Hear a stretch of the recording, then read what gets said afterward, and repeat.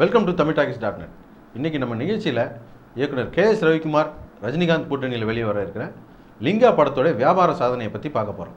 லிங்கா சுமாராக 120 கோடி ரூபாய் செலவில் தயாரிக்கப்பட்ட இந்த படத்தை படப்பிடிப்பெல்லாம் முடிஞ்சு படத்தோட வியாபாரத்தை பற்றி பேச ஆரம்பிக்கும்போது படத்துடைய தயாரிப்பு தரப்புலேருந்து தமிழ் சினிமாவில் உச்சகட்ட வசூலான எந்திரன் எவ்வளோ ரூபா ஓடி வசூல் பண்ணிச்சோ அதை விட அதிகமான விலையாக சொல்லிக்கிட்டு இருந்தாங்க.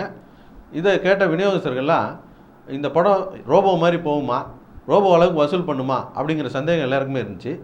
இந்த சூழ்நிலையில் படத்துடைய ஆடியோ ரைட்ஸை 4.5 கோடி ரூபா கொடுத்து ஈராஸ் இன்டர்நேஷ்னல் இந்த படத்தை வாங்கியிருந்தாங்க. அதுக்கப்புறம் கொஞ்ச நாள் கழித்து அதே நிறுவனம் இந்த படத்துடைய அனைத்து ரைட்ஸையும், அதாவது theatrical rights, dubbing rights, FMS rights, satellite rights எல்லாத்தையுமே 153 கோடி ரூபாய்க்கு ராக்லைன் என்டர்டெயின்மெண்ட்லேருந்து ஈராஸ் இன்டர்நேஷ்னல் வாங்கிடுச்சு. பொதுவாக தமிழ்நாட்டில் ஒரு படத்தை வெளியிடணுன்னா அதுக்குன்னு ஒரு சில முறைகள் வச்சுருக்காங்க. அதில் டிஸ்ட்ரிபியூஷன், எம்ஜி, அவுட்ரேட்டு அப்படின்னு சொல்லி சில முறைகளை வச்சுருக்காங்க.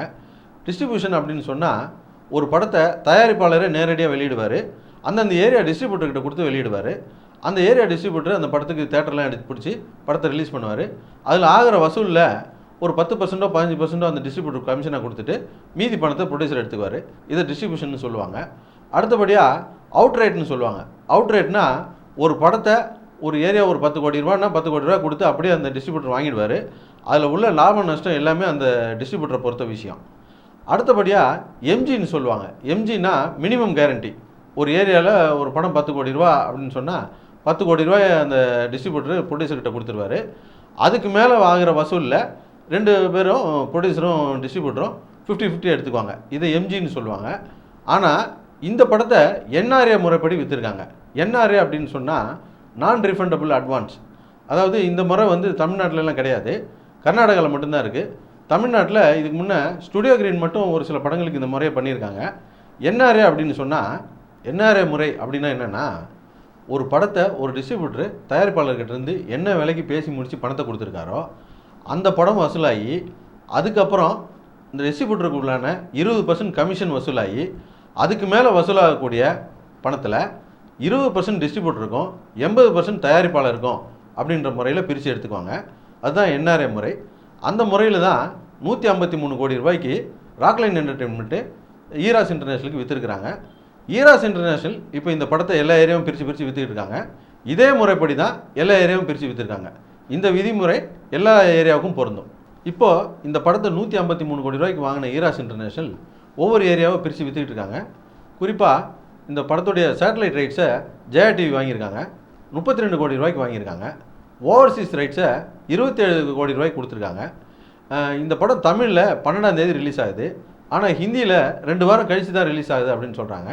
ஏன்னா 19ஆம் தேதி பிகேன்னு அமீர்கான் படம் ஒன்று பெரிய படம் ரிலீஸ் ஆகிறதுனால பெருசாக தேட்டர் செட்டப் கிடைக்காது அப்படின்றதுக்காக 2 வாரம் தள்ளி இந்த படத்தை ரிலீஸ் பண்ணுறாங்க. அதனால் இந்த வியாபாரம் இன்னும் படியாமல் இருக்குது. சுமாராக 20 கோடி ரூபா வரைக்கும் அதுக்கு ஆஃபர் இருக்குது அப்படின்னு சொல்கிறாங்க. அதுவும் சீக்கிரம் முடிஞ்சிடும்னு சொல்கிறாங்க.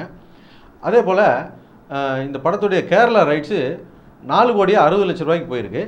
கர்நாடகா 11 கோடி ரூபாய்க்கு போயிருக்கு. தெலுங்கு டப்பிங் ரைட்ஸு 36 கோடி ரூபாய்க்கு போயிருக்குன்னு சொல்கிறாங்க. தமிழ்நாடு தேட்ரிக்கல் ரைட்ஸ் மட்டும் வேந்தர் மூவிஸ் வாங்கியிருக்காங்க, 68 கோடி ரூபாய்க்கு வாங்கியிருக்காங்க. எந்திரன் படமே 60 கோடி ரூபா தான் தமிழ்நாட்டில் கலெக்ட் பண்ணியிருக்கு. ஆனால் இந்த படத்தை 68 கோடி ரூபாய்க்கு வாங்கியிருக்காங்க. 68 கோடிக்கு வாங்கின வேந்தர் மூவிஸு அதை விட அதிகமான விலைக்கு சொல்லிக்கிட்டு இருக்காங்க. அதில் ஒரு சில ஏரியா விலையும் முடிஞ்சிருச்சு. குறிப்பாக சொல்லப்போனால் கோயம்புத்தூர் ஏரியா 13 கோடி ரூபாய்க்கு முடிச்சிருக்காங்க. கோயம்புத்தூர் மாவட்டத்தில் 10 கோடி ரூபா தான் எந்திரன் வசூல் பண்ணியிருந்தது. இந்த படம் 13 கோடி. அதே போல் திருச்சி 8.25 கோடிக்கு வாங்கியிருக்கிறாங்க. செங்கல்பட்டு 13.5 கோடிக்கு வாங்கியிருக்கிறாங்க. நார்த் ஆர்காடு, சவுத் ஆர்காடு 7.25 கோடிக்கு வாங்கியிருக்கிறாங்க. திருநெல்வேலி, கன்னியாகுமரி 4.5 கோடிக்கு வாங்கியிருக்கிறாங்க. மெட்ராஸ் சிட்டி அபிராமி ராமநாதனும் சத்யன் தேட்டர் முனிக்கண்ணையாவும் விலை பேசிக்கிட்டு இருக்கிறதா சொல்கிறாங்க. 7 கோடி ரூபா வரைக்கும் அவங்க ஆஃபர் கொடுத்துருக்கதா சொல்கிறாங்க. அதுக்கு மேலே இவங்க எதிர்பார்க்குறதுனால படம் இன்னும் விலை படியாமல் இருக்குது. அதே போல் சேலம் ஏரியா, மதுரை ஏரியாலாம் விலை பேசிக்கிட்டு இருக்கிறதா சொல்கிறாங்க. இந்த படம் அந்த 68 கோடிக்கு மேலே தான் விற்கும் அப்படின்னு பேசிக்கிறாங்க. அதே போல் இந்த படத்துக்கு லலிதா ஜுவல்லரி மாதிரி பெரிய கம்பெனிகளுடைய விளம்பர ஸ்பான்சர் மூலமாகவே 10 கோடி ரூபா வரைக்கும் வந்திருக்குன்னு சொல்கிறாங்க. மொத்தத்தில் இந்த படம் 210 கோடி ரூபாய்க்கு மேலே வியாபாரம் பண்ணும் அப்படின்னு சொல்கிறாங்க.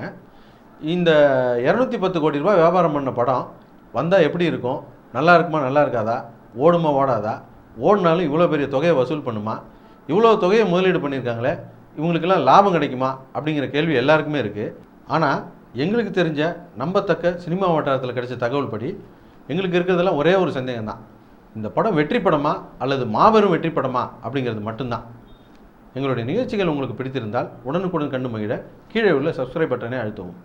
எங்களுடைய நிகழ்ச்சிகள் உங்களுக்கு மிகவும் பிடித்திருந்தால் உங்களுடைய நண்பர்களுக்கு ஷேர் செய்யவும். நன்றி, வணக்கம்.